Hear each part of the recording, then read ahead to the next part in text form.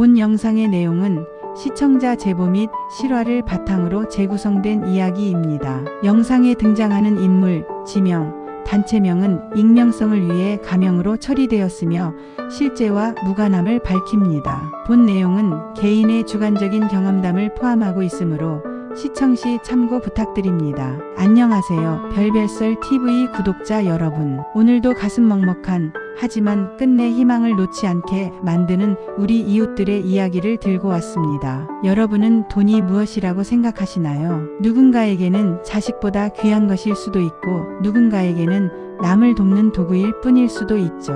오늘은 평생을 가난 속에 살면서도 전 재산을 남에게 내어준 한 어머니와 그 어머니를 원망하며 살았던 자식들의 기막힌 운명에 대해 이야기해보려 합니다. 제 어머니는 평생 서울 변두리에서 작은 구멍가게를 하셨습니다. 말이 가게 사실 길거리에서 나무를 팔고 남는 시간에는 동네를 돌며 폐지와 빈병을 주우러 다니셨죠.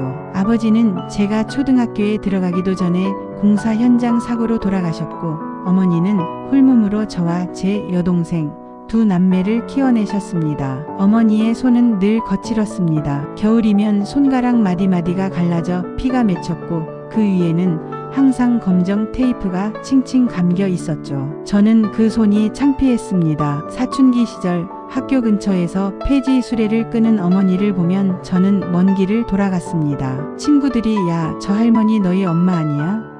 라고 물을 때마다 저는 아니야. 그냥 동네 할머니야 라며 고개를 숙였습니다. 어머니는 지독할 정도로 절약하셨습니다. 우리 남매에게 새 옷 한 벌 사주신 적이 없었고 고기 반찬은 명절에나 구경할 수 있었습니다. 엄마, 우리도 남들처럼 외식 좀 하면 안 돼? 내 친구들은 다 메이커 운동화 신는단 말이야.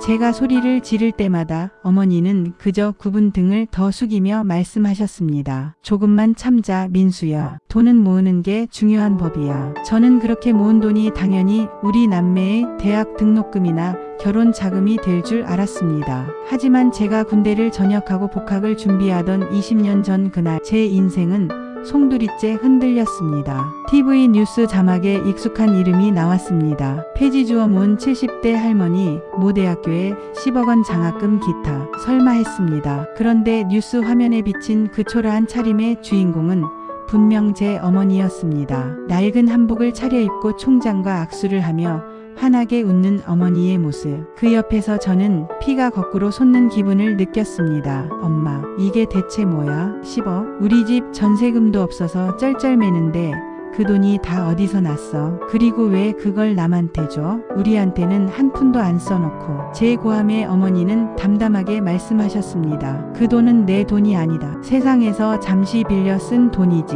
너희는 사지 멀쩡하고 젊지 않니? 스스로 벌어 살아야지.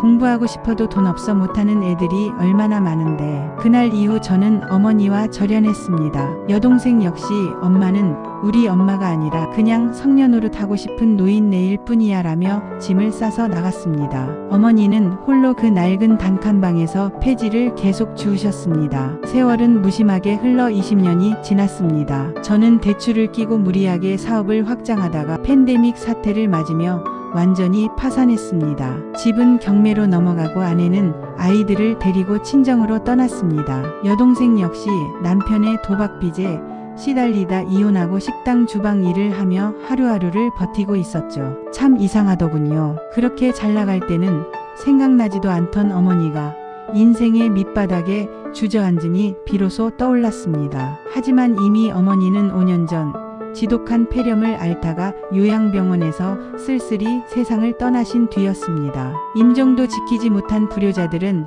어머니가 남긴 유품 하나 없는 단칸방 앞에서 오열했습니다. 오빠, 엄마가 그 10억만 우리한테 줬어도 우리가 이렇게는 안 살았을 텐데. 엄마가 너무 원망스러워. 여동생은 울며 말했습니다. 저 역시 마음 한구석에는 여전히 원망이 남아 있었습니다. 엄마, 대체 왜 그러셨어요? 자식들이 이렇게 죽어나가는데 남 좋은 일만 시키고. 저는 노숙인 급식소를 전전하며 막노동 자리를 찾았습니다. 하지만 나이 50에 불러주는 곳은 없었습니다. 겨울바람이 살을 뚫고 들어오던 어느 날 저는 서울역 대합실 TV에서 낯익은 대학의 이름을 보았습니다. 어머니가 기부했던 그 대학교였습니다. 그곳에서 김영준 장학재단 설립 기념식이 열리고 있었습니다. 재계 순위 10위권인 K그룹의 김영준 회장, 모교에 500억 출연. 화면 속의 전고 위험 있는 회장은 인터뷰에서 뜻밖의 이야기를 꺼냈습니다. 오늘의 저를 만든 것은 20년 전 성함도 밝히지 않으려 하셨던 어느 폐지 할머니의 10억 원이었습니다. 그분의 숭고한 희생이 없었다면 고아였던 저는 대학을 졸업하지도 지금의 기업을 일구지도 못했을 것입니다. 저는 평생 그분의 뜻을 이어가기로 맹세했습니다. 저는 허탈한 웃음이 나왔습니다. 우리 엄마가 남긴 돈으로 누구는 회장이 되었는데 정작 친자식들은 깡통을 차고 있다니. 세상 참 불공평하다고 생각하며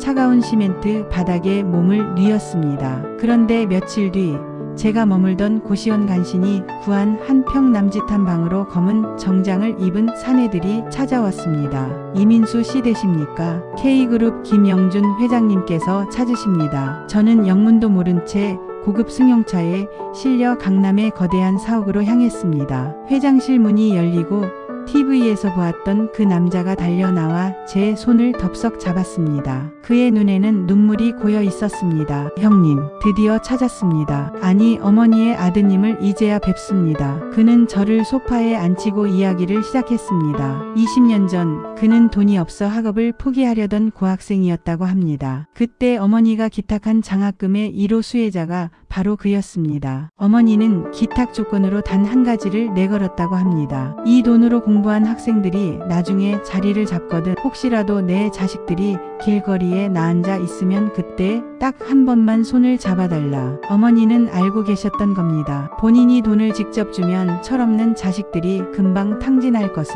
그리고 자식들이 인생의 쓴맛을 보고 진심으로 뉘우칠 때 누군가의 도움을 받는 것이 진정한 구원이 될 것임을 말입니다. 김 회장은 제게 커다란 서류 봉투를 내밀었습니다. 그 안에는 어머니가 돌아가시기 직전 김 회장에게 남긴 편지가 들어 있었습니다. 민수야, 영희야, 너희가 이 편지를 읽을 때쯤이면 내가 왜 그런 선택을 했는지 조금은 이해해 주겠니? 부모가 주는 돈은 독이 되지만 세상이 주는 기회는 약이 된단다. 김 군 회장은 내게 약속했다. 너희가 진심으로 삶을 포기하지 않고 버티고 있다면 내가 너희에게 주지 못한 사랑을 대신 전해주기로.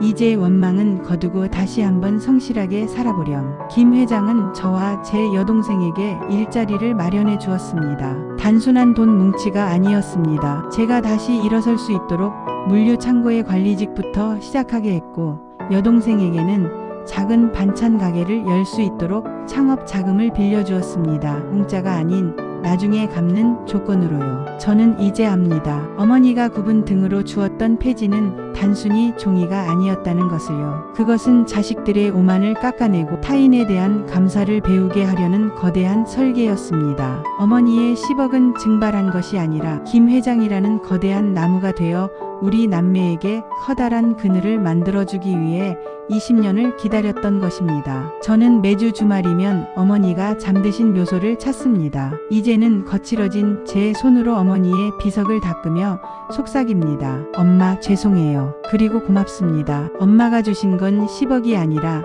사람답게 사는 법이었네요. 오늘 별별설 TV가 준비한 이야기는 여기까지입니다. 자식에게 고기 한 점 못 먹이면서 남에게 전 재산을 준 어머니를 우리는 어떻게 보아야 할까요? 비정한 엄마일까요? 아니면 진정으로 자식을 사랑한 현자였을까요? 돈의 가치보다 사람의 가치를 먼저 보았던 한 어머니의 선택이 20년 뒤 기적을 만들었습니다. 시청자 여러분의 생각은 어떠신가요? 여러분의 소중한 의견을 댓글로 들려주세요. 오늘도 돈보다 따뜻한 마음이 가득한 하루 되시길 바랍니다. 구독과 좋아요는 저희 채널에 큰 힘이 됩니다. 시청해주셔서 감사합니다.